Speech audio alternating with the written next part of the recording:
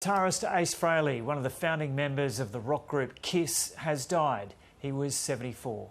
He was the sound of rebellion, the heartbeat behind the mask, the man who turned a guitar into a weapon of pure electricity. To millions, he was a hero. To those who knew him, he was a storm. They called him the Spaceman. But before the fame, before the chaos, before the fall, he was just Ace Frehley, a kid from the Bronx who dreamed of touching the stars. He did more than touch them. He built an empire that would define an era. KISS. Together, they were unstoppable. The fire, the makeup, the madness. It was more than a show. It was a revolution, and Ace was its soul. But every legend hides a truth. Behind the spotlight was addiction, betrayal, and a war that tore brotherhood apart. Fame made him immortal, but it also became his cage. He rose to the top of the world and then lost everything that mattered. This is not just a story about music. It's a story about genius and destruction, about loyalty, loss, and the price of living like a god among mortals. This is the untold story of Ace Frehley, the rock legend who lit up the sky and burned in his own flame.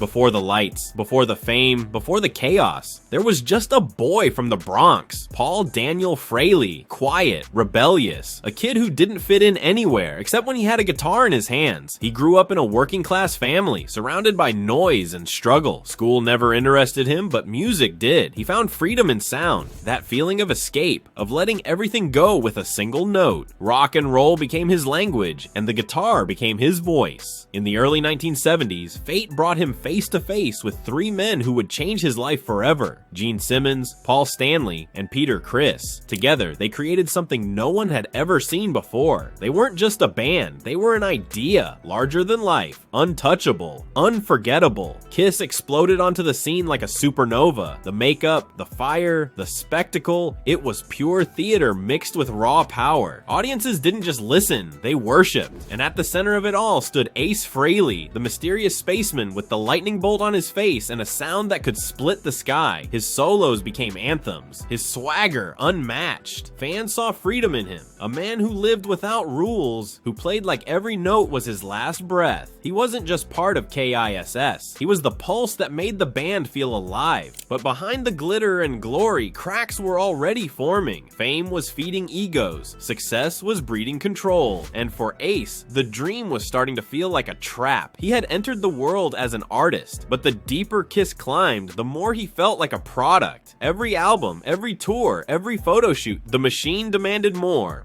perfection, more profit, more pretending, and slowly the boy from the Bronx began to disappear. The fire that once came from love was now fueled by exhaustion. He had everything he'd ever wanted, and somehow it still wasn't enough. Ace Frehley was living the dream, but deep down, he was already waking up from it. By the late 1970s, Kiss wasn't just a band, it was an empire. The makeup, the fire, the pyrotechnics, every inch of the show was designed for perfection. But behind the stage lights, one man was slowly unraveling. Ace Frehley, the spaceman, was suffocating inside the very machine he helped build. While Gene Simmons and Paul Stanley ran Kiss like a business, Ace wanted to make music, not marketing. He once said, "I didn't join Kiss to sell lunchboxes." That quiet rebellion made him an outsider in his own band. During the recording of Dynasty and Unmasked, tensions hit a breaking point. Ace's creative ideas were ignored. His solos were shortened. Producers followed Simmons and Stanley's pop direction, leaving him frustrated and angry. At the same time, his drinking and drug use were getting worse. Some nights he wouldn't show up to the studio at all. Other nights he'd arrive late, half sober and barely able to play. Engineers whispered about bottles hidden in amplifier cases. Behind the silver paint and swagger, Ace was fighting demons he couldn't control. Then came the movie that exposed everything, Kiss Meets the Phantom of the Park. It was supposed to be a fun crossover event showing Kiss as larger-than-life heroes. Instead, it turned into chaos. The script was a mess, the production was a nightmare, and the band members could barely stand each other. Frehley reportedly walked off the set after clashing with the director. Crew members described scenes where he appeared confused, disoriented, or simply gone. Even Gene Simmons later called the film embarrassing. To the public, it was was a campy TV movie, but to those inside Kiss, it was a symbol, a sign that the band was falling apart. Offstage, Ace's world kept spiraling. He was missing rehearsals, skipping flights, disappearing for days. Friends said he looked lost, restless, reckless, and broken. Drugs numbed the pain but fueled his resentment. He felt like the band had turned on him. Gene called him unreliable. Paul accused him of bringing Nazi memorabilia to rehearsals and making anti-Semitic jokes, claims Ace called disgusting lies. But by then, the trust was gone. The bond that once made Kiss unstoppable had turned toxic. In 1982, Ace Frehley finally walked away. He left the fame, the money, and the makeup behind. He said, "If I didn't leave, I would have died." It wasn't an exaggeration, it was survival. To the fans, it felt like losing a piece of rock history. To Ace,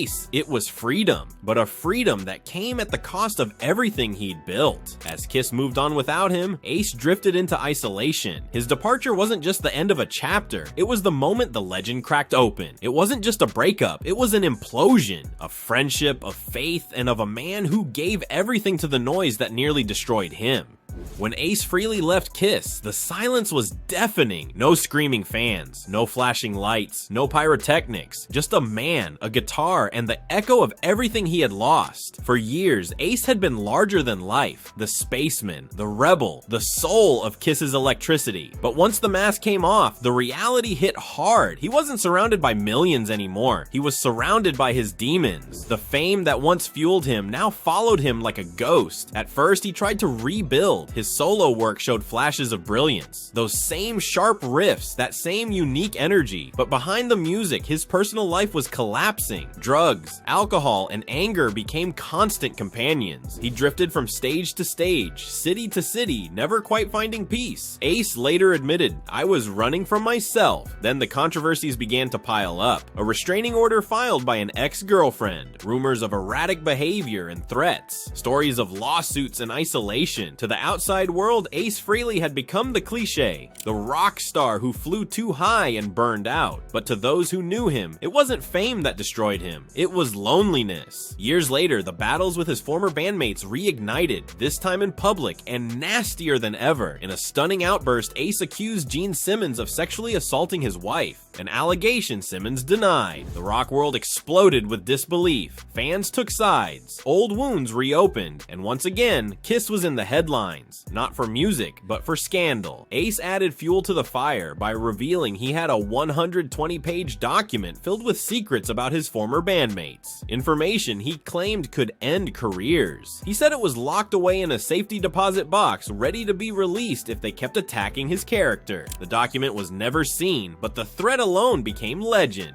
Proof of how deep the scars within Kiss really went. By this point, Ace wasn't just battling others, he was battling himself. The addiction, the regret, the years lost to bitterness. But there were glimpses of redemption. He began speaking about recovery, about learning to let go. He told fans he had finally gotten clean, and for a while, he meant it. On stage again, older and sober, Ace looked fragile but free, a survivor of his own chaos. Still, shadows lingered. Paul Stanley's accusations of anti-Semitism and Nazi memorabilia refused to fade, even decades later. Ace called them disgusting lies, but the damage had already been done. Kiss moved forward without him, polished, powerful, and profitable. But something was missing. The soul, the danger, the raw electricity that only Ace Frehley could bring. As the years rolled on, he became both myth and man, a living reminder of rock's golden age and its cruel cost. He smiled through interviews, laughed off the past, and said, "I'm still here.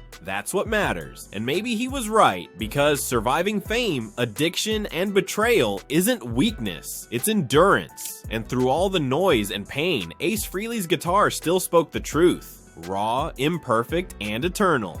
When people talk about Ace Frehley, they remember the makeup, the lightning bolts, and the sound that defined a generation. But behind the fame and the chaos was a man searching for peace in a world that wouldn't let him rest. Fame gave him everything: money, power, adoration. But it also took the one thing he valued most: himself. Unlike his bandmates, Ace never cared about control or contracts. He didn't crave business meetings or headlines. He just wanted to play. Music was his escape from childhood struggles, from self-doubt, from the noise of the world. When Kiss became a global phenomenon, that escape turned into a prison. The band that once felt like a brotherhood became a corporation, and Ace felt like an employee of his own dream. His story was never just about addiction, it was about identity. For years, he lived behind a mask. The Spaceman, the rebel, the wild card. But when the mask came off, the world wasn't interested in the man underneath. They wanted the myth. And when the myth started to fade, so did he. Every missed rehearsal, every argument, every tabloid headline was seen as proof that Ace Frehley was the problem. But the truth was deeper. He wasn't self-destructing out of arrogance or ego. He was fighting to be seen, to be heard, to be valued. Each time someone called him unreliable, he drank harder. Each time someone dismissed him, he played louder. It wasn't revenge, it was survival. Ace Frehley was never polished, never perfect, and that's what made him real. He said what he felt, even when it destroyed relationships. He stood for authenticity in an industry built on image. He didn't want to live as a brand. He wanted to live as a human being. He once said, "I didn't fall apart. I just stopped pretending," and in that one line lies the truth of his entire life. He didn't collapse under the weight of fame. He simply stopped carrying it. That's why his legacy still matters, because Ace Frehley represents something rare in rock and roll. Honesty. Not the glossy picture-perfect kind, but the raw truth that bleeds through every note he ever played. The truth that says it's okay to be flawed, to fall, to rise again, and to keep searching for who you really are. In the end, Ace Frehley's story isn't just about the cost of fame. It's about the price of authenticity. A reminder that being real often hurts more than pretending, but it's the only way to truly live. As the years passed, the noise began to fade. The battles, the headlines, the insults, all slowly drowned beneath time. But for Ace Frehley, the scars never completely healed. There were moments when reconciliation seemed possible. Reunion tours brought the band together again, and for a while, the world believed the wounds had closed. But beneath the smiles and the stage lights, the tension remained. Too much had been said, too much had been done. Gene Simmons called him talented but unreliable. Paul Stanley praised his legacy but questioned his choices. Ace responded with anger, calling Gene a sex addict and an arrogant fool. It was classic rock warfare. Loud, personal, and impossible to ignore. But behind the public feud was a deeper truth. These men had shared the most intense years of their lives, and the fallout was as human as it was inevitable. Despite everything, respect still lingered. Because no matter how bitter the fights became, one fact never changed. Kiss would not have become a legend without Ace Frehley. His guitar tone, his energy, his presence, they were the heartbeat of the band. You can replace the man, but you can't replace the soul he brought to the music.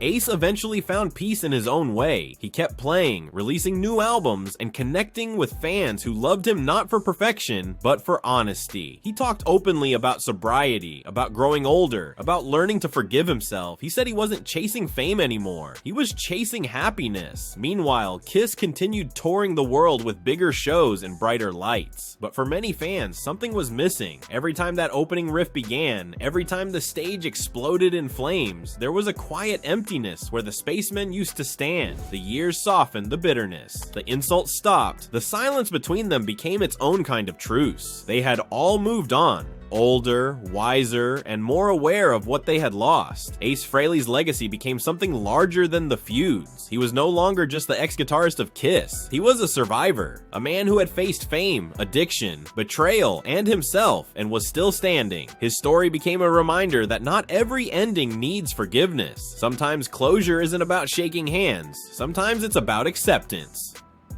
And Ace Frehley found that in his own way, not through reunion or revenge, but through endurance. He kept playing, he kept living, he kept being Ace. Because in the end, that was his greatest victory. Not returning to Kiss, but returning to himself. Ace Frehley's story isn't just about music, it's about what happens when a dream becomes too big for the man who dreamed it. He reached the top of the world, but the view came with a price. Friends lost, trust broken, and years consumed by noise. Yet somehow, through all of it, he never stopped being real. He stumbled, he fell, he disappeared, and then he came back. Not as a legend, but as a human being. The world saw the mask, but those who listened closely heard the truth in his guitar, and the pain, the joy, the freedom. Ace Frehley was never perfect. He was never meant to be. He was raw, unpredictable, and honest to the very end. That's what made him unforgettable. The fans who grew up with him still feel it. That spark, that energy, that wild electric soul that refused to fade. Even now, when his riffs echo through the speakers, it's as if the Spaceman is still out there somewhere, floating between sound and silence. Legends are remembered for what they did, but icons like Ace Frehley are remembered for what they meant. He wasn't just part of KISS, he was the heartbeat behind the mask. The proof that greatness doesn't come from perfection, but from authenticity. His story reminds us that fame is fleeting, but truth is eternal. That even after the lights go out, the echoes of who we were can still be heard. Ace Frehley may have left the stage long ago, but his sound, that wild, defiant sound, still lives on. Because legends don't fade away, they echo forever.